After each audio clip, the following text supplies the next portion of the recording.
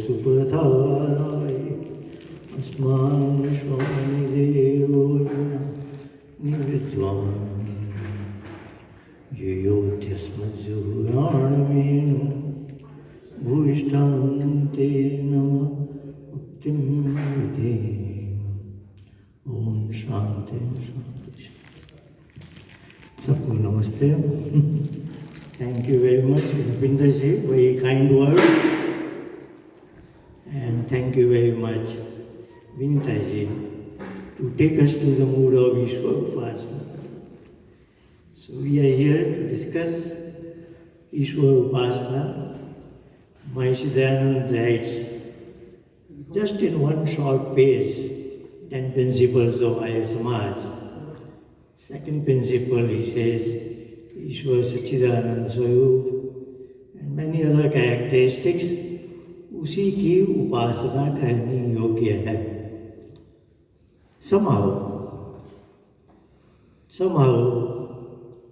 upasana was not properly understood. Even this small sentence was translated as, to him only worship is due. Actually, if you think of it, upasana is a word cannot be translated into English. People try to do it as worship, communion and so many other terms, but that does not do justice to it. As we know, Sanskrit terms have meaning within them. It is up and asan. Asan is to be seated and up is nearby. So it is literally meaning to be seated with him. And by default, upasana always means Ishwar Upasana. We can do upasana to sit near our wife or children, parents. That is also upasana. But when nothing is specified, it by default means Ishwar Upasana. Obviously, we are all, हम उसी के संतान हैं. जैसे एक बच्चा अपनी माँ की गोद में बिना किसी की गाइडेंस के चला जाता है, किसी को सिखाना नहीं पड़ता है, और उसकी माँ उसके पिता उसको गोद में ले लेते हैं. तो एक छोटे बच्चे के लिए माता पिता की उपासना, इसकी कोई शिक्षा नहीं दी जाती है. ये स्वाभाविक है, it just happens. But this is where the tragedy is.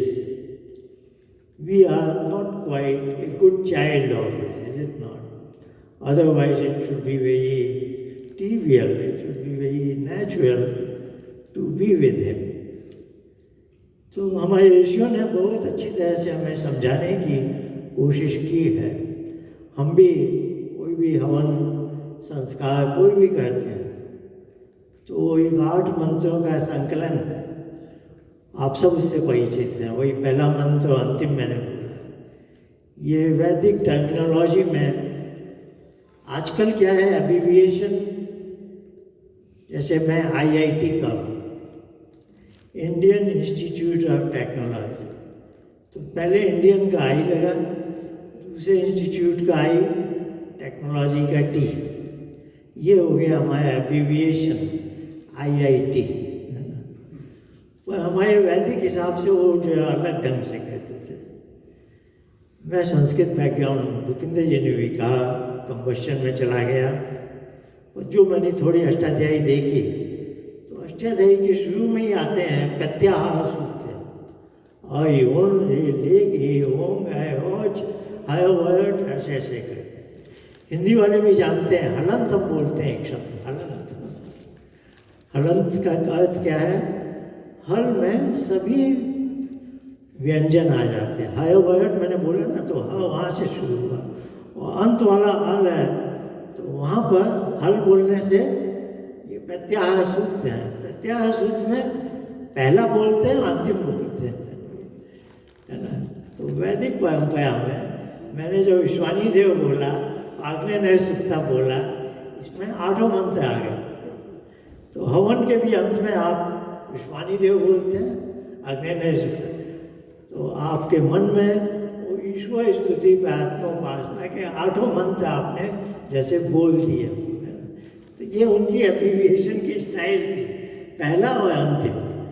आजकल हम दूसरे ढंग से काम करते हैं। ईश्वर स्तुति प्रार्थनोपासना से हम अच्छी तरह से परिचित हैं, we are very familiar with it. तो जैसे मैंने कहा, उपासना का अर्थ ही है ईश्वर। तो ईश्वर उपासना को भी उन्होंने क्या किया कि it should be preceded by something. तो पहले उसकी स्तुति करो, फिर उसकी प्रार्थना करो। तो आप आयोजकों ने भी अच्छा किया। मेरी बात किसी को समझ में आएगी या नहीं, एक ईश्वर भक्ति का भजन पहले रख दिया तो वो सबको समझ में आ जाता है। तो एक दिशा बन जाती है, विषय प्रवेश हो जाता है। तो ईश्वर स्तुति प्रार्थनोपासना, स्तुति कहते हैं उसका गुणगान, अंग्रेजी में हम बोलते हैं ग्लोरिफिकेशन। पर वो आप तभी कह सकते हैं जब आप उसके गुणों को जानते हैं। तो स्तुति के साथ इम्प्लिसिट हो गया ज्ञान, knowledge. If you don't have knowledge you can not, आप चिकनी चुपड़ी बातें कर सकेंगे लेकिन उसकी स्तुति नहीं कर सकेंगे। फिर आप क्या कहते हैं, प्रार्थना। प्रार्थना भी दयानंद ने लिख दिया कि पहले अपनी सामर्थ्य से काम करना, और फिर सामर्थ्य की कमी है तो उससे प्रार्थना में मांगना। तो प्रार्थना का संबंध कर्म से है। अपने कर्म किए, कर्म में उसकी सहायता चाहिए कि तुम मेरी शक्ति को बढ़ा दो, तो उससे प्रार्थना करेंगे। हम सर्वे भवन्तु सुखिनः, ये प्रार्थना है। हम सब चाहते हैं प्राणी मात्र में सुख हो, पर एक अकेला मनुष्य सबको सुख कैसे दे सकते। तो हम बोलते हैं तुम हमारी सहायता करो, तो हम 10-20 लोग मिलकर थोड़ा अधिक काम कर लेते हैं। तो स्तुति इज फॉलोड बाय प्रार्थना। ज्ञान के आधार पर कर्म किया, भूपेंद्र जी ने भी मैं कहा, फिर आप उसके पास जाने के अधिकारी हो जाते हैं, यू आर क्वालिफाइड। तो विश्वानी देव सवित बहुत छोटा सा मंत्र है, ये भी गायत्री मंत्र है, यानी गायत्री छंद में 24 अक्षरों में। इसमें स्तुति भी आ गई कि तुम सविता देव हो, तुम्हारा इतना बड़ा गुण है कि तुम दुखों को ले लेते हो और हमें बद्ध दे देते हो, अच्छी चीज़ें दे देते हो। ये तुम्हारा, ये सामर्थ्य सब में तो है नहीं। छोटा बच्चा भी माँ के पास जाता है तो उसको भूख लगी है, वो दूध दे देगी, कुछ खाने को दे देगी। पर अब जब बच्चा बड़ा हो गया है तो वो भी जानता है उसकी माँ उसके सब दुखों को दूर नहीं कर सकती, सबकी सीमाएं हैं। तो ईश्वर है विश्वानि दुहितानि पयाशु, सारे दुख। तो महर्षि दयानंद ने दुहितानि का अर्थ क्या है, दुख, दुर्गुण और दुर्व्यसन। दुख, दुर्गुण और दुर्व्यसन। मैं अभी उंगली नहीं दिखाता, नहीं तो भाई साहब मजाक उड़ाते हैं मेरा। ये 3 उंगली हमेशा दिखाते हैं हमारे नेबर भाई साहब हमारी कुछ बात पकड़ लेते हैं। तो दुख, दुर्गुण और दुर्व्यसन। तो दुख तो है इमिनेंट है, अभी बच्चे को भूख लगी है, बेचारा दुखी है, तो दुख दूर करना। दुर्गुण है, कुछ आदत हो जाती है, कुछ दुर्गुण आ ही जाते हैं जैसे जैसे बड़े हो जाते। और दुर्व्यसन तो ऐसा है कि वो आदत एकदम एम्बेडेड हो गई वो व्यसन ही हो गया। ऑफिस से निकल के कोई सीधा पब जाता है घर जाने के फिर उसके कदम ही वहाँ पहुँच जाते।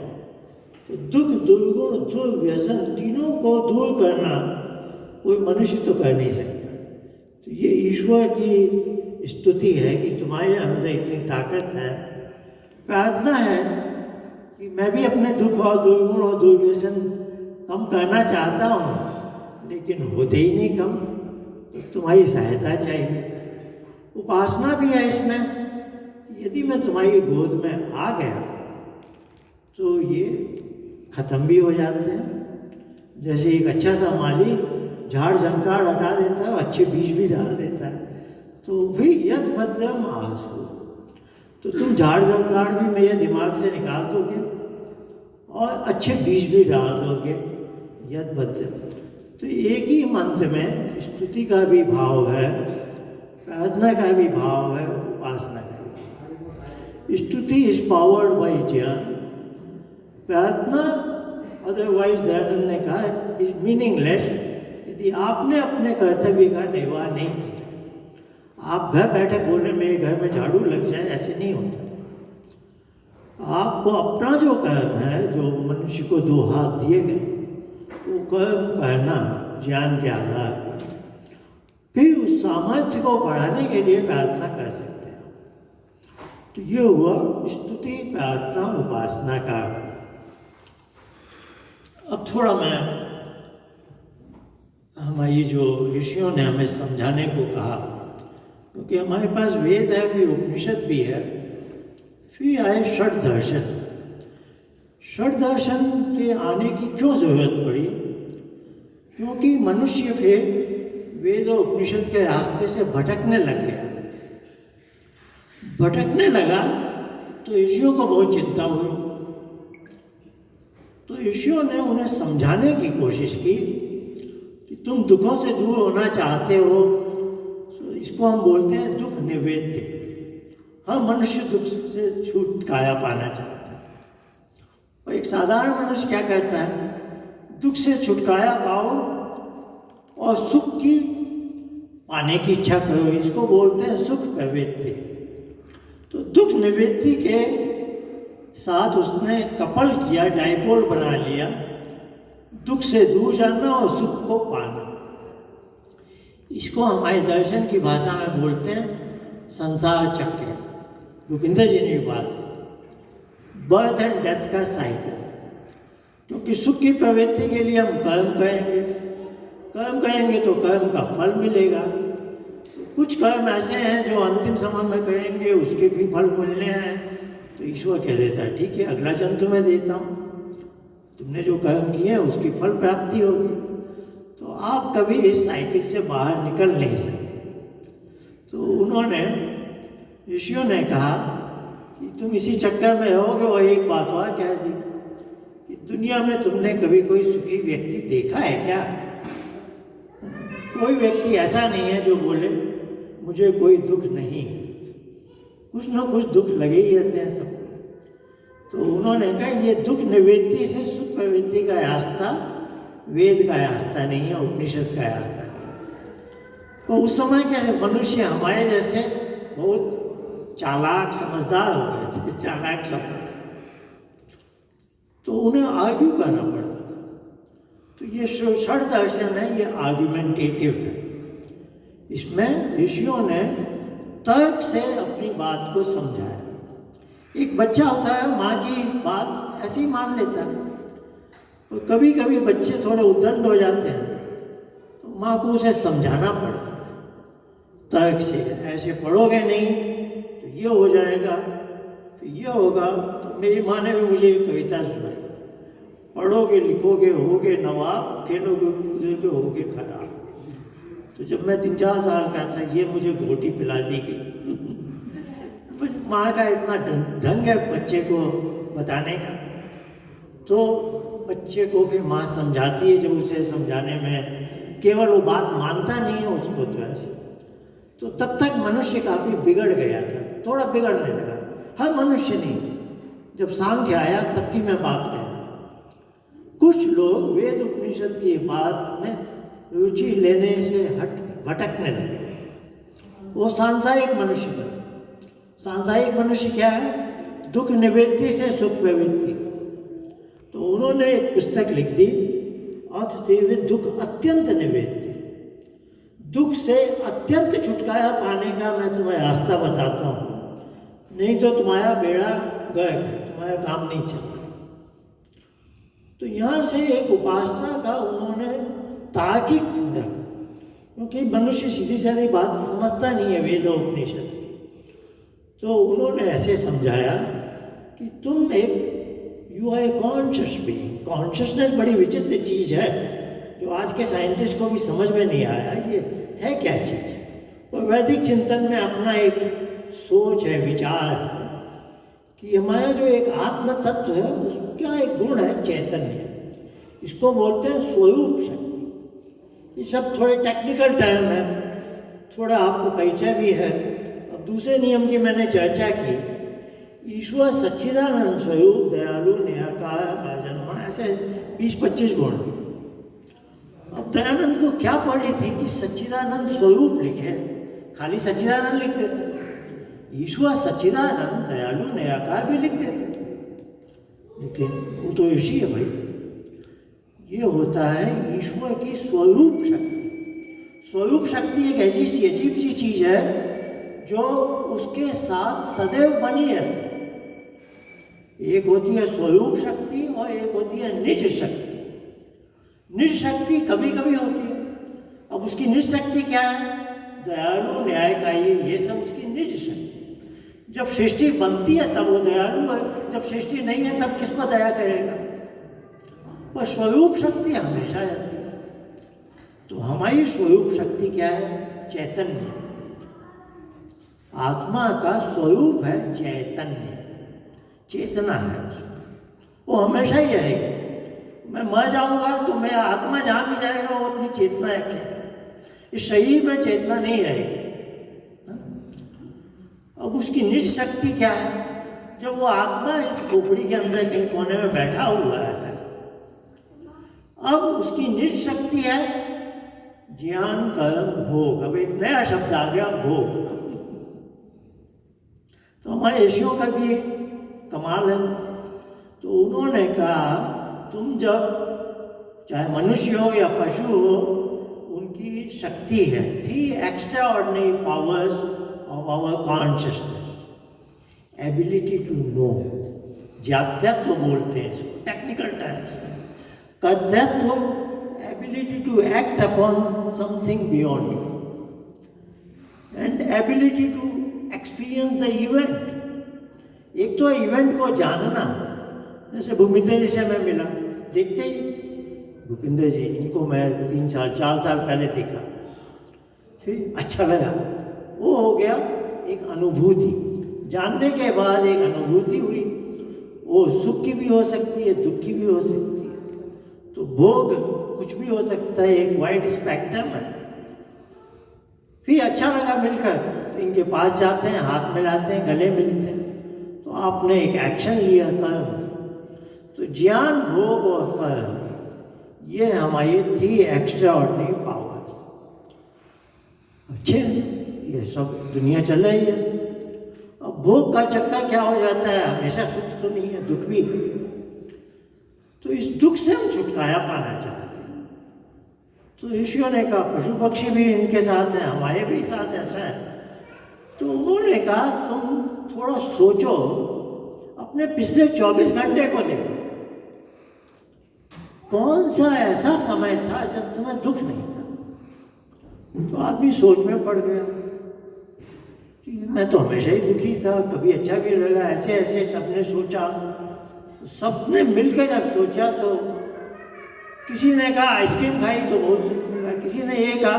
तो अभी हमें ना, हम ही लोग भी बात कहेंगे किस चीज़ से सुख है, तो एकता हो ही नहीं सकती। चाय पीने में भी हमें बहन जी ने बताया बहुत वाइड स्पेक्ट्रम, किसी को ब्लैक टी चाहिए, किसी को पानी दूध वाली, किसी को हर्बल टी, किसी को चीनी 1 चम्मच, किसी को 3 चम्मच। यानी दिमाग खराब हो जाए, किसको क्या चीज़ सुख देती है कह नहीं सकते। और जो चीज़ अभी सुख देगी आधा घंटे बाद वो बदल जाएगा। वही चाय दोबारा दें, नहीं अब मुझे ये सुख नहीं दे रही, अभी तो आपने कहा था ये चाय आपको अच्छी लगती है, हाँ उस समय, अब मुझे अच्छी नहीं लगती, हो गया जितना। तो सुख का भी कुछ भरोसा नहीं है। तो उन्होंने कहा सुख पर ध्यान मत दो, दुख से छुटकारा पाने पर ध्यान, क्योंकि सुख का हिसाब ही बड़ा अजीब सा। बचपन में जो खिलौने से खेलने में सुख मिलता था, अब मेरी माँ मुझे वही खिलौने दे दे, मैं बोलूँगा अब तो मेरी देखने की भी इच्छा नहीं है।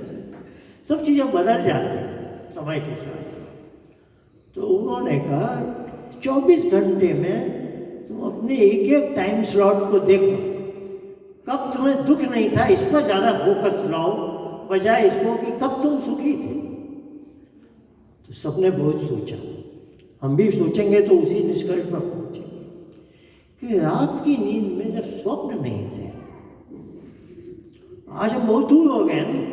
अब हम बच्चे नहीं है कि उसकी गोद में ऐसे ही चले जाए, हमने कहा ना बहुत दूर चले गए। तो उपासना इतनी आसान नहीं है। तो उन्होंने कहा कि जब नींद, आज की नींद नहीं तो 4 दिन पहले की, कुछ सप्ताह पहले की, आप सब समझदार हैं, you all familiar with that state of ours when we have no dreams at all. तो हमारी फिलॉसफी में तो उसको एक विशेष अवस्था नाम दे दिया, उसका नाम हो गया सुषुप्ति। सुषुप्ति यानी वेल स्लेप्ट, और कोई अलार्म या किसी और से आप जगाया नहीं गए, आप स्वतः उससे बाहर निकले। तो बच्चे तो अच्छे सोते हैं, बड़े भी, हमें सौभाग्य जिसका बना है, कभी कभी यदा कदा में नींद मिलती। तो आप जो है उस क्षण को याद कीजिए, when you emerge from सुषुप्ति, deep dreamless sleep, in a very natural manner, किसी ने आपको उठाया नहीं, that moment, the moment you come out of it, you say, I slept well. अब कोई कहेगा मुझे बहुत अच्छा लगा था, ठीक है, अभी हम फोकस इस बात पर नहीं करें अच्छा लगा था, अभी फोकस यह है कि सुषुप्ति में कोई दुख आपको छू नहीं सकता। ये ऋषियों ने गारंटी दी कि सुषुप्ति एक ऐसी अवस्था है कि दुख से पूरे आप निवृत्त हो, अत्यंत निवृत्ति हो जाती है, but for that time frame. तो उन्होंने कहा बहुत सीधी सी बात, और इसी में भूपिंदर जी ने भी वही बात कह दी कि we are privilege to be human beings. और सुबह मेरी बहन जी से भी बात हुई, पशु पक्षी भी हो सकता है, हम नहीं जानते, साइंटिस्ट जानते होंगे कि उनकी नींद सुषुप्ति वाली है, स्वप्न वाली है, मैं तो नहीं जानता, पर हम जानते हैं हमारी नींद किसी दिन स्वप्न वाली होती है, कभी कभी सुषुप्ति वाली भी नींद होती है। मान लीजिए पशुओं की भी हो, पशु तो बेचारा पशु है, इससे आगे वो सोच नहीं सकता। अभी हम मनुष्य पशु के डिफरेंस में ज़्यादा नहीं जाएंगे, और एज ए ह्यूमन बीइंग इन्होंने तो बहुत ऊंची बात बोल दी, मोक्ष। मैं मोक्ष की बात करने नहीं आया, हम तो सीधी सादी बात कहते हैं, as a human being we are privileged that in the day time I can create a replica of सुषुप्ति। सुषुप्ति में मेरे माइंड में कोई हलचल नहीं थी, there was no fluctuation, as if I was disconnect from mind. उसकी फिलॉसफी में नहीं जाया, नित्या वेत्ती क्या है, ब्लैकआउट क्यों हो गया, कैसे हुआ, हम अभी उसमें नहीं जा रहे। सीधी सादी भाषा में कहें तो सुषुप्ति में मैं कहाँ था मुझे मन ही मालूम मैं कहाँ था, और क्या हो रहा था कुछ मुझे मालूम ही नहीं। इसको आप टाइमलेसनेस बोल सकते हैं, माइंडलेसनेस बोल सकते हैं, because when you emerge from sushupti you have no idea how long you slept. 20 minute भी हो सकते हैं, 2 घंटे की भी हो सकती है, 8 घंटे की भी हो सकती है, 40 घंटे की भी होती है। जब मैं प्रिंसटन आया तो पहली बार भारत गया 3 साल बाद, वो जनरल एग्जामिनेशन क्लियर हुआ, नहीं तो दिमाग बड़ा खराब होता।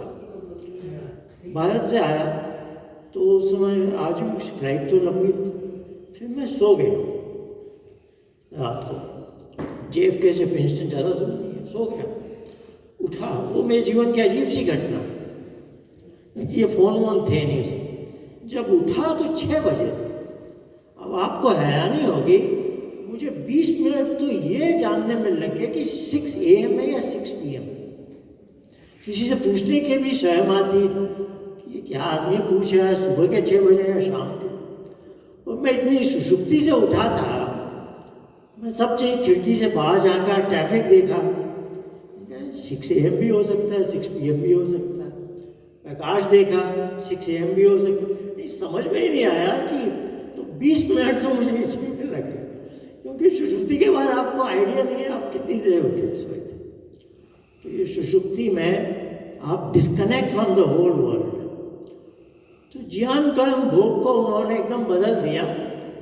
व्हाट इज आवर परस्यूट, हमें क्या करना है, हमारी ताकत है ज्ञान कर्म भोग। ऋषियों ने कहा प्रस्थान से ही तुम्हारा 3 दिशा में तुम्हें आगे बढ़ना है, ज्ञान कर्म उपासना। आप समझ गए ना, ज्ञान कर्म भोग को उन्होंने मनुष्य के लिए बोल दिया, ज्ञान कर्म उपासना। बस सीधी सादी बात में बोल के हम ख़त्म करना चाहते हैं। We are a composite of body, mind and self, हमारा आत्मा। ये वैदिक चिंतन है। इसकी आगे की बात मोटे तौर पर बोलेंगे, कर्म में I am involve of course, and both mind and body both है। अब जैसे हाथ हिले हैं तो मैं हूँ अंदर जो कमांड देता है माइंड ने कुछ किया, इधर नर्वस सिस्टम में कुछ हुआ, मैकेनिकली मेरा हाथ ऊपर नीचे जा रहा है। कर्म में सबको दिख जाता है ये कुछ कर रहा है। Body and mind are functional. ज्ञान जो नॉलेज बेस्ड है उसमें बॉडी, बच्चे से भी बोलेंगे आप ध्यान से पढ़ो तो बच्चा हिलडुल ले लेगा डुलेगा, तो आप बोलेंगे ऐसे तो पढ़ाई नहीं होगी, शांत होकर। Body should be inactive but mind should be active, ठीक है ना। कर्म से आप ज्ञान में जा रहे हैं, अब क्या होगा, bodily inactive, mind wise you are function. अब ये उपासना एकदम अलग ही चीज़ है। उसमें क्या है, बॉडी भी इनएक्टिव होनी है और माइंड भी इनएक्टिव होनी है, जैसा सुषुप्ति में था। तो सुषुप्ति एक ऐसा मॉडल है, हम सब जानते हैं, किसी को बताने की जरूरत नहीं है उपासना क्या होती, बहुत आसान है। बॉडी एंड माइंड दोनों ही इनएक्टिव होता है। अब माइंड का भी सांख में बड़ा लंबा चौड़ा मामला है। तो ये मैं हूँ, ये मुट्ठी वाला, ये इसको माइंड बना दिया। तो माइंड का जो साइड दिखती है उसको उन्होंने बोल दिया बुद्धि, आउट ऑफ माइंड को बोल दिया उसको मनस बोल दिया, बुद्धि और मनस, और बीच में एक मिडिल लेयर को बोल दिया अहंकार। उन्होंने 3 नाम दे दिए, बुद्धि, अहंकार और मनस। तो उन्होंने कहा बुद्धि को अभी ब्लैंक करना है। स्वप्न में भी क्या होता है, यहाँ कुछ आ रहा है, आप व्यूअर्स हैं, you are helplessly watching them, आप कुछ कर नहीं सकते। पर मेडिटेशन जिसको कहते हैं, देखने बैठ आँख उपासना में जाने का जो अभ्यास है, यत्न है, उसमें हम इसको सबड्यू करना चाहते हैं। तो योग दर्शन ने तो सीधे उसको ओपनिंग स्टेटमेंट ही दे दिया, योगश चित्त वृत्ति निरोध है। तो जो बुद्धि कहते हैं उन्होंने उसको चित्त कहा। तो ये रहस्य समझना होगा। बुद्धि को अब चित्त, ये एक चौथा नाम नया क्यों आ गया, क्योंकि बुद्धि इज थिंकिंग, है ना, डिस्क्रिमिनेटिव पावर। ये भूपिंदर जी है, वो निर्मल जी है। आपने कंफ्यूज हो गए तो आपका बुद्धि काम नहीं करे। जो है वो उसको वैसा पहचानना, है ना। तो बुद्धि आपको बताती है। ये इमेज दोनों को मैंने 2 साल पहले देखा, अभी एक सज्जन दिखाई दिए, ये भूपिंदर जी, 10 मिनट बाद ये निर्मल जी है। तो यू आर कंक्लूडिंग है, इसको बोलते हैं निश्चयात्मक वृत्ति।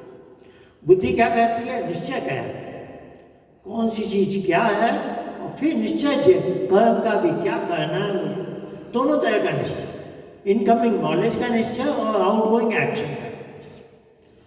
बुद्धि काम करती है, बहुत पावरफुल टूल है। This is how it differentiates human beings from animals. उनका सब इंस्टिंक्ट से काम चलता जाता है, नेचुरल नॉलेज। हमारा इंस्टिंक्ट बहुत कम है, हमें परमात्मा ने एक पावरफुल इंस्ट्रूमेंट दे दिया, बुद्धि। उससे हम कहाँ से कहाँ जा सकते हैं। अब सबसे पहले हम जब उपासना में बैठना चाहते हैं तो हम बुद्धि से कहते हैं तुम बहुत काम की चीज़ हो, लेकिन अभी शांत हो जाओ। बुद्धि से बोलते हैं तुम अब you don't exercise your discriminative power, क्योंकि सोचने लगे तो आँख बंद करके वही हो गया जो दुनियादारी है ना। आप आँख बंद कर लें और सब प्लानिंग करते हैं, वो तो मेडिटेशन नहीं हुआ ना, वो तो उपासना नहीं होगी, आप संसार से ही जुड़े हुए हैं। तो बुद्धि के व्यापार बंद करने पड़ते, ये लेवल 1 है। बुद्धि के जब व्यापार बंद हुए तो इसको कहते हैं चित्त। अब चित्त खाली एक स्क्रीन है विच मियरली डिस्प्लेज समथिंग। तो योग दर्शन यहीं से कहानी शुरू होती है उनकी। तो चित्त वृत्ति निरोध। तो चित्त पर भी 2 तरह से आता है, टीवी पर जैसे आता है। एक तो लाइव इमेजेस आए आँख कान से, आपने वो दरवाजे बंद किए, फिर अंदर से जो स्टोर हाउस है अहंकार, वहाँ से कुछ पुराना आता है, वो ज़्यादा चैलेंजिंग होता है। तो उसको रोकना, ये हो गया चित्तवृत्ति निरोध। बहुत अच्छा माहौल है। निर्मल जी ने मुझे डरा दिया, बहुत डराते हैं मुझे कि आप उस माहौल में उपासना की प्रैक्टिस कर ही नहीं सकते। और मैं बोल रहा हूँ ये बहुत सही टाइम है, बहुत छोटे में हम अभी, क्योंकि ये बातें बड़ी लंबी चौड़ी हैं, इनका कोई अंत नहीं है। तो मैं आपको एक उपासना का एक मेथड बता देता हूँ, तो आपको यदि पसंद आ जाए तो आप अपने जीवन में ये कर सकते हैं। बहुत आसान चीज़, क्योंकि देखिए बच्चे का माँ की गोद में जाना आसान है, बच्चे का उसकी गोद में जाना कठिन नहीं है। बस सही चीज़ मालूम होनी चाहिए, तो उसका हम थोड़ा सा अभ्यास करें। मैं आपको बता रहा हूँ, सच में केवल 3 मिनट का टाइम है। हम VSS की भी क्लास लेते हैं ना, ये हमारा वी बैठा है, ये 4 साल का बच्चा, ये भी 3 मिनट की उपासना करता है। तो जब ये कर सकता है तो हम लोग क्यों नहीं कर सकते? नहीं, अभी टाइमर ऑन नहीं कर रहा, पर देख लीजिए 3 मिनट का ही लगाने वाला हूँ, ज़्यादा नहीं लगाऊंगा। वो एक टेक आपको बता रहा हूँ जो सांख्य में है, क्योंकि वहाँ सारी कहानी धारणा से शुरू होती है। आपने भी सुना होगा अष्टांग योग, यम नियम आसन प्राणायाम प्रत्याहार धारणा ध्यान समाधि। प्रत्याहार तक को बोलते हैं बहिरंग योग, आउटर योग। आउटर योग क्यों? क्योंकि ये बुद्धि अभी बुद्धि का काम करे, ये चित्त नहीं बनी है। धारणा ध्यान समाधि को कहते हैं अंतरंग योग। यहाँ अब ये चित्त है, यानी आपने लेवल 1 कर लिया है, आपने भी इसको बता दिया मैं कुछ सोचना नहीं है, थिंकिंग ऑपरेशन नहीं करनी, 24 घंटे हैं उसके लिए। अभी मुझे प्रभु की गोद में जाना है। इससे डिस्कनेक्ट होने के लिए इसको, जैसे आप कार से उतरना चाहते हैं तो पहले कार को कहीं खड़ी करेंगे ना। Unless your car is stationary you can not get out of the car. Unless our mind is thoroughly inactive, we cannot disconnect from mind. And unless we disconnect from mind, we cannot connect with him. सीधी सी बात, बहुत सीधी सी बात है। तो उससे disconnection सीखना है तो सबसे पहले है कुछ ज़्यादा दिमाग नहीं लगाना, सोचना नहीं।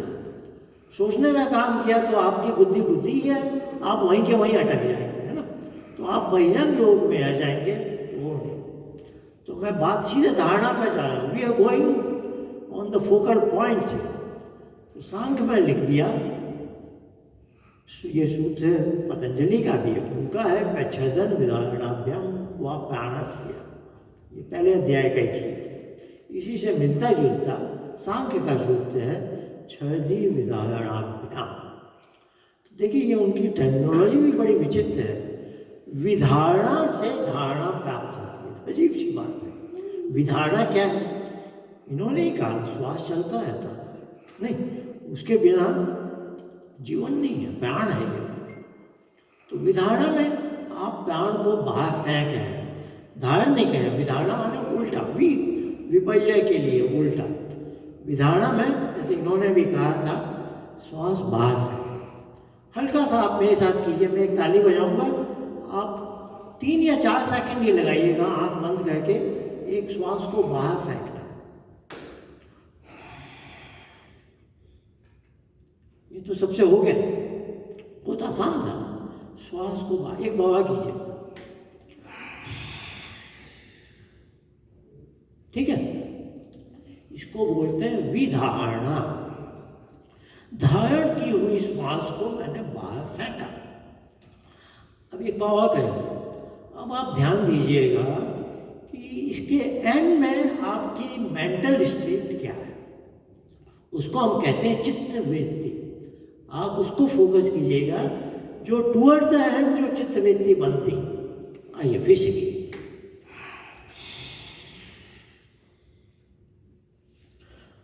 अब ये 3-4 सेकंड में हमने इसको रेचक भी बोलते हैं, नाम है इसके, श्वास को बाहर फेंका। अब आपने फोकस किया, उस समय आपका माइंड स्टेट क्या था? ब्लैंक माइंड था, है ना, बहुत। अब आप उसको पकड़ लीजिए, वो जो एक चित्र यहाँ है ब्लैंक वाला, उसको आपने पकड़ लिया है, आप उसे, जो आपकी चीज है, इसको हम बोलते हैं चोजन चित्तवृत्ति, चुनी हुई चित्तवृत्ति। चुनी चित्तवृत्ति को पतंजलि ने नाम दिया प्रत्यय। फिर वो क्या कहते हैं, प्रत्यय एक तानता ध्यानम। इस प्रत्यय की जब एक तानता हो गई तो आप ध्यान, ठीक है ना। अब मैं क्या कहने वाला हूँ, यही हम कहेंगे, एक बार श्वास को बाहर फेंकेंगे, उसको पकड़ लेंगे, उसको यहाँ सुपर इम्पोज किया, वो चित्त वृत्ति 2 सेकंड 4 सेकंड वो रहेगी वहाँ। फिर क्या होगा, क्योंकि हमारी पुरानी आदत है एक्टिव माइंड, हमारा माइंड तो आजकल हाइपर एक्टिव रहता है ना। आजकल तो we are smart, we do multitask. तो उपासना में यह सब छोड़ना पड़ता है ना थोड़ी। तो जो पुरानी आदतें हैं वो थोड़ा टाइम लगेगा, पर सब खत्म हो जाएगा। तो पुरानी आदत से क्या होगा, आपके मिडिल ऑफ माइंड जो बीच की लेयर है आपका, वहाँ से कोई दूसरी चित्तवृत्ति आ जाएगी, आएगी ना। आप पहले से ही तैयार हो जाएंगे, वो आएगी। अब आपने हार मान ली तो आप गए काम से।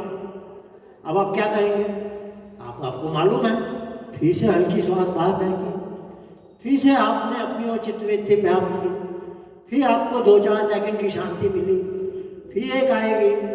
आप ऐसे करते जाइए करते जाइए।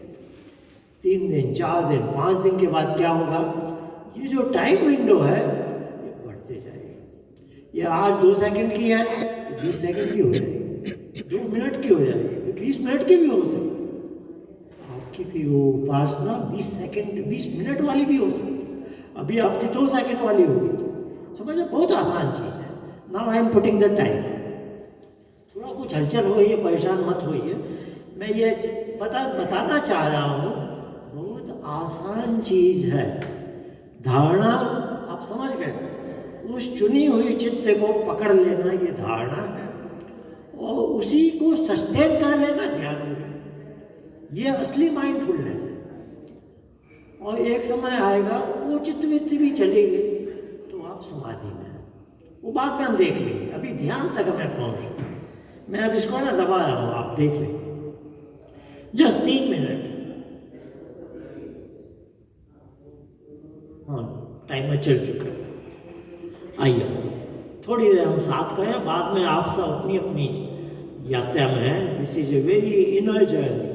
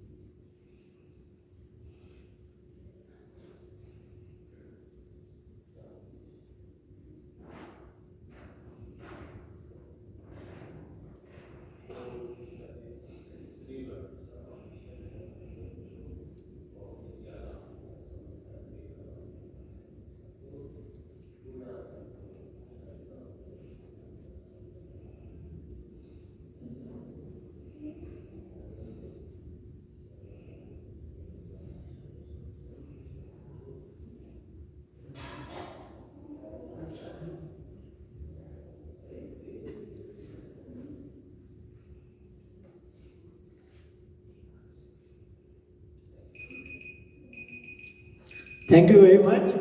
बाद में देखेंगे कुछ आपके प्रश्न उत्तर हैं तो